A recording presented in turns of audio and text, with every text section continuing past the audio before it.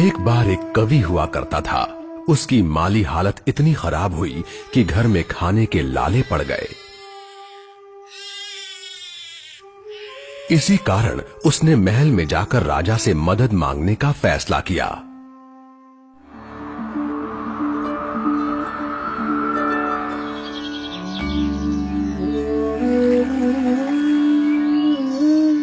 राजा के बुलाए जाने पर उसने अपनी कविताएं पढ़नी शुरू कर दी। वाह वाह वाह वाह वाह वाह। राजा बहुत प्रसन्न हुआ और उसने कवि से अपना इनाम मांगने के लिए कहा। कवि ने मोहरों से सजे शतरंज की ओर इशारा करते हुए कहा, महाराज, अगर आप पहले खाने में चावल का एक दाना रखें और हर खाने के लिए उसे दुगना करते जाएं, तो मैं समझूंगा मुझे मेरा इनाम मिल गया। बस इतना ही? राजा ने पूछा। सिर्फ चावल का एक दाना और सोना नहीं? जी हाँ महाराज। तो फिर ऐसा ही हो।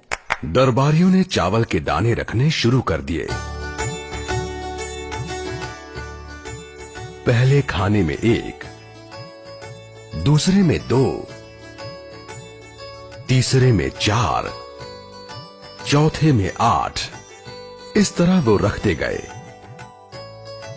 जब 10वें खाने में चावल रखने की बारी आई तो उन्हें चावल के 512 दाने रखने पड़े।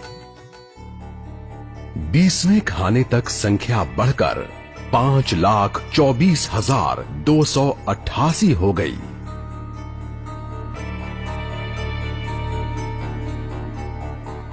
आधे हिस्से तक आते आते 32वें खाने में चावल के दानों की गिनती 214,74,83,648 हो गई।